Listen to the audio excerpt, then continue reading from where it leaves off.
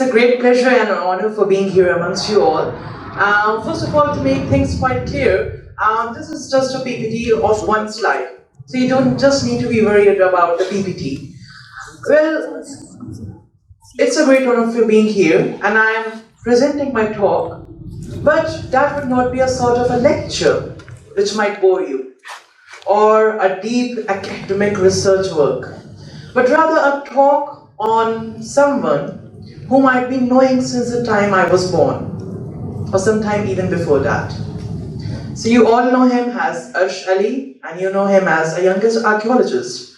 But indeed, I need to clarify that though he is my good friend and a deep companion, he shared something which he told me to share to you all here on the stage, regarding how a child who was born in a background, in a family quite multi-religious and multicultural, his father being a Muslim and his mother from a Sikh background, how that child culminated certain interest in studying cultures and civilizations and various strands of culture and civilizations and peoples all over the world because he was born in an environment like this.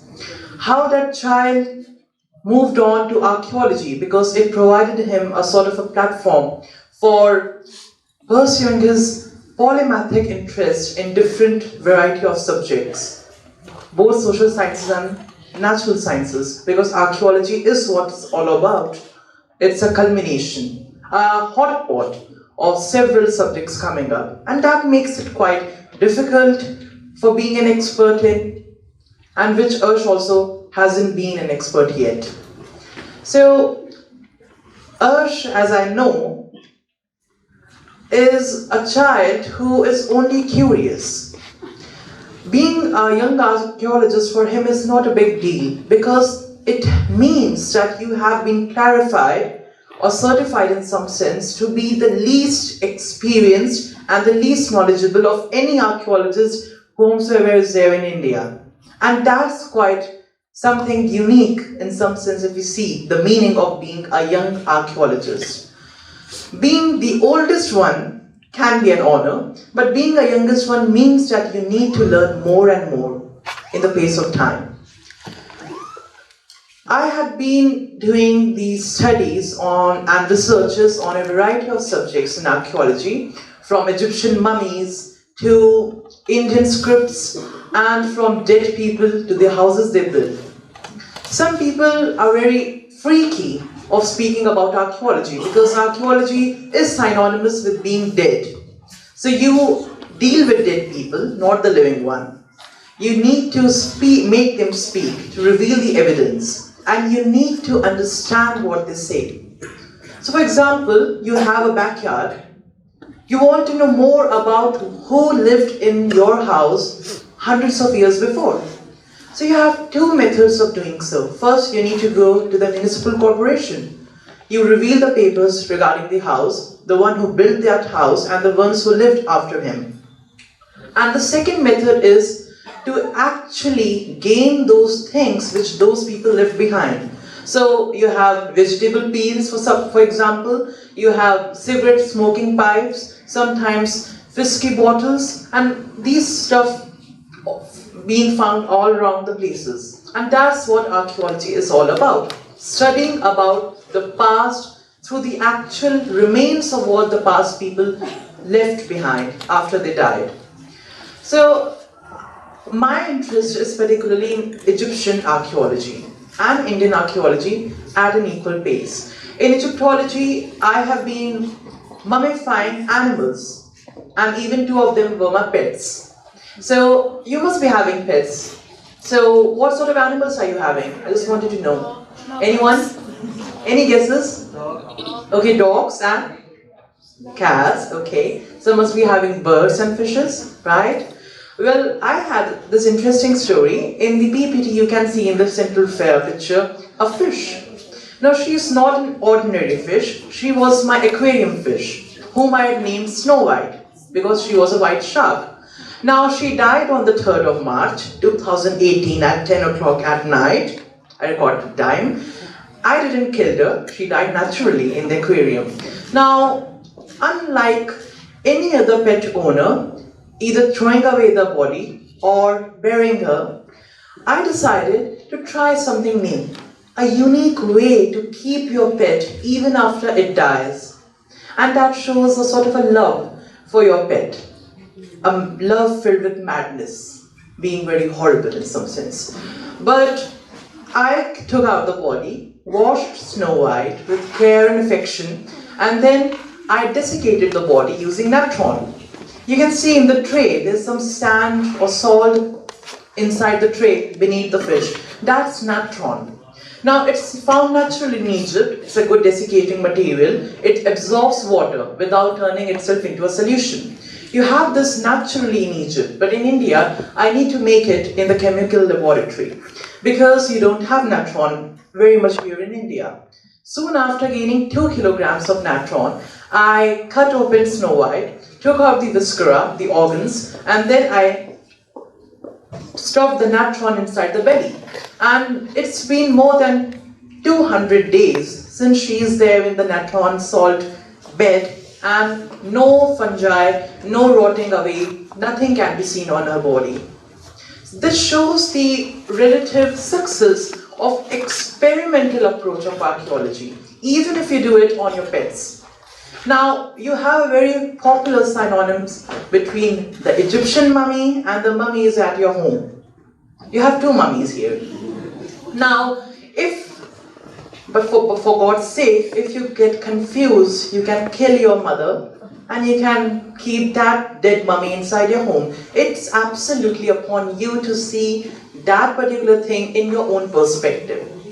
It depends upon your interest. Everybody is an archaeologist because everybody is interested in the past. And it's particularly common in India.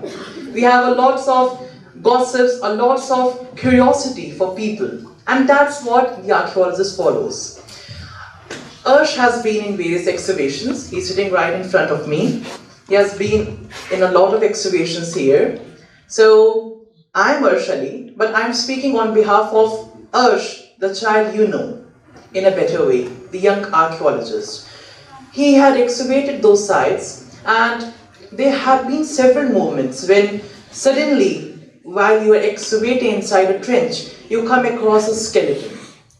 Now, at the first time, you have goosebumps, but in the second moment, you have some questions coming up in your mind. How did he die? Who he was? Is he male or female? Was he rich or poor? You have these questions coming up. So to answer those questions, you use science. So you study the bones, you study the osteological approach towards those skeletons, to study the bones, the diseases which they might be having at the time, arthritis, osteoporosis. You come across certain facts regarding whether she was rich or poor, whether she was, from a rich family or from a poor background, and it totally depends upon the context. As the previous speakers have emphasized upon, digital medicine or a philosophical approach towards a doctor and the patient relationship. The same thing we have in archaeology. You must keep a relationship between a living archaeologist and the dead person on which the studies have been doing right then. Now, after this program, I'm going for an excavation tomorrow. So that's also a very unique thing, because speaking about archaeology and doing the real thing, it's a good combo. I had this idea, I don't know from where, in 2017, it's been almost more than a year. I was reading some of the inscriptions of Ashoka. Have you heard about Ashoka? King Ashoka, you must have seen on the notes actually. The emblem of Ashoka, the lion emblem. Satyameva Jayate, as we say. Now, Ashoka, when I was reading his inscriptions in original Brahmi, so it was saying, Raj Devanam Piya Piya Dasi Rajya Eva Maha, that King Ashoka commands people to be good. And he has commanded people to be nice. But as you move along the inscription, as I did, I came across certain references to Egyptian kings. I said, oh my gosh, what's happening here, Ashoka names those Egyptian kings. And that was quite unknown before. Now we had this reference that yes, Ashoka knew those kings, but we didn't have any definite proof to make certain conclusions about the relationship between Ashoka and his Egyptian contemporaries. This contact is Egyptian Buddhism because the contact was established by Ashoka and his Egyptian contemporary King Ptolemy II through the Buddhist missionary movement.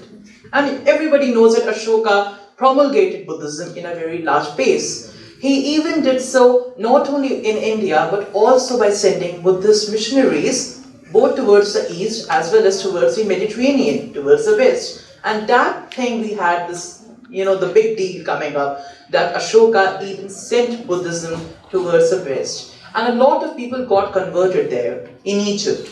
And they used to come back to India as pilgrims, bringing with them their culture, their art, their beliefs, and scribbling them on stones in India. And you see and study those stones, those things, and sometimes even the people themselves, and you come across this new thing coming up, Egyptian Buddhism. There has been a lot of studies on the contacts between India and the Mediterranean, but having a contact means trade, the cultural activities coming up, the religious activity that is going on between two countries, and even sometimes a commercial interest. So India and Egypt and the connection between the two has been shifted back to thousands of years. And this is a new thing coming up because we have good relations with Egypt and we had them in the ancient times. So that's a good thing that we have. Now, there was a moment when I was just going around sites in India and Egypt, studying those sites, coming up with new evidences, and even sometimes making up certain conclusions regarding the existence of those evidence. While I was in Egypt, I went to the Bibliotheca Alexandrina Library and Museum. That's the library in Alexandria. It's an ancient library, as you can see in the PPT, that one towards the bottom left.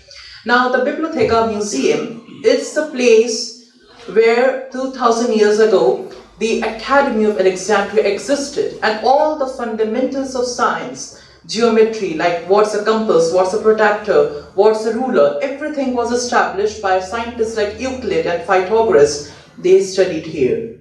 And on the same side you have this new museum.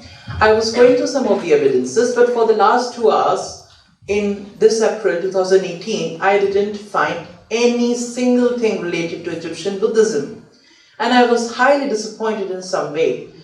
Well, while I was in gloom and was lying on a glass case, I was just going to cry inside the heart, and suddenly I saw, oh, Indian elephant here, and there was a coin lying there on the case, a golden coin from the time of King Ptolemy I, the father of King Ptolemy II, the contemporary of Ashoka, and on the coin were 4 Indian elephants.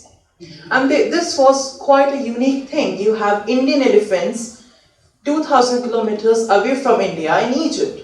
And the coincidence is that the coin belongs to the king whose son would be the contemporary of Ashoka, who received those Buddhist missionaries. And that was the thing that we came up with this coin. And subsequently we had some more evidence, some more relative proofs regarding Egyptian Buddhism. So Egyptian Buddhism, it's not like just a research. It's a study on the mishmash of peoples of 2 different countries, how they lived, what was their reaction, and what was the relative security at the time. We need that internationality today. Today is the need of such peace movements. Ashoka, he was a different ruler because instead of using the sword, he used the power of the word. So he was a very non-violent king, and he spread his ideas through his inscriptions and his message of peace and unity. And that's what I can conclude, that since I was born in this environment of multi-religious and multiculturality, we can see that the pros of such an environment is always more than the cons of being in a prejudiced society. Thank you.